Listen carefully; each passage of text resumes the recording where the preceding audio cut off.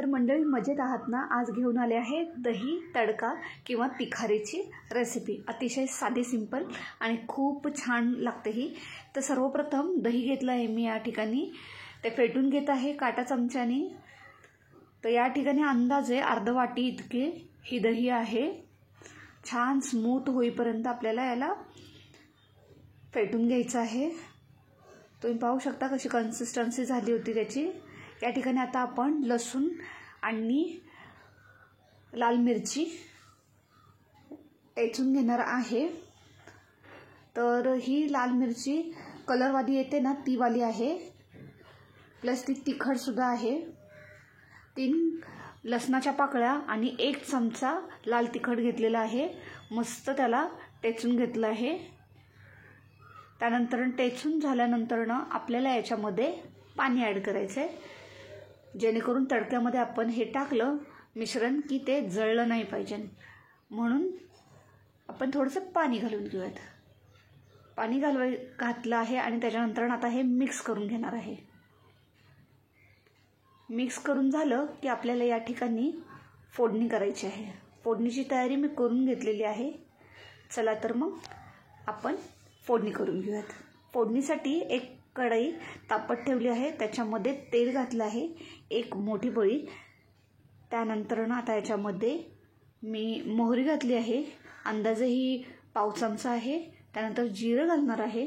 जिरंसुद्धा पाव चमचा घातलेलं आहे. त्यानंतर या ठिकाणी कढीपत्त्याची पानं घालायची आहेत, भरपूर सारी घातलेली आहेत या ठिकाणी. तुम्हाला आणखीन आवडत असेल तर आणखीन टाका. अतिशय छान सुवास येतो त्यांनी आपल्या या दहीच्या रेसिपीला. छान कडकड आवाज झाला की त्याच्यानंतर आपल्याला कांदा घालून घ्यायचा आहे. 1 छोट्या साईजचा कांदा मी ह्याच्यामध्ये घातला आहे. तोही आपण परतून घेणार आहे. त्यापूर्वी आता आपण त्याच्यामध्ये चवीनुसार मीठ घालून घेतलं आहे. आत्ता मस्त मिक्स करायचं आहे. छान मिक्स झालं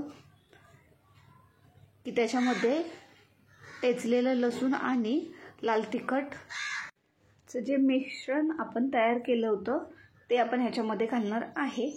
त्यापूर्वी कांदा छान गोल्डन ब्राऊन कलरचा आपल्याला परतवायचा आहे. ब्राऊन कांदा होईपर्यंत फ्राय करायचा आहे. या ठिकाणी ब्राऊन कांदा झाला आहे. पटकन टेचलेलं हे मिश्रण आहे ते टाकून घ्यायचं आहे. मस्त मिक्स करायचं आहे.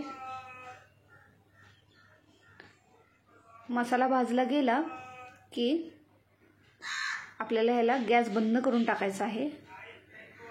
हळद घातली आहे त्यापूर्वी आणि मिक्स करणार आणि त्याच्यानंतर गॅस बंद करून टाकला या ठिकाणी, नाहीतर मसाले करपतात. छान मिक्स झालं की फेटलेल्या दह्यामध्ये हे तडक्याचं जे आपण बनवलेलं आहे मिश्रण ते आपण त्याच्यामध्ये घालून घेणार आहे. थोडीशी कोथिंबीर घातली या ठिकाणी. आणि आपण मिश्रण मिक्स केल्यानंतर सुद्धा आपल्याला दह्यामध्ये सुद्धा ते टाकून घेतल्यानंतर थोडं गार्निशिंगसाठी मी कोथिंबीर साईडला ठेवली आहे. पटकन मिश्रण घालून घेऊयात.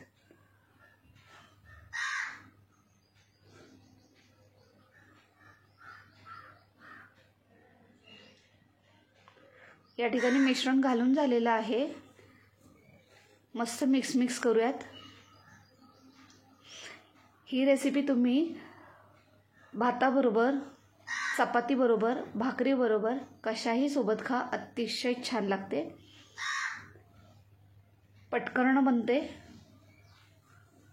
तर शेवटपर्यंत रेसिपी पाहिली त्याबद्दल मनापासून तुम्हा सर्वांचे खूप आभार.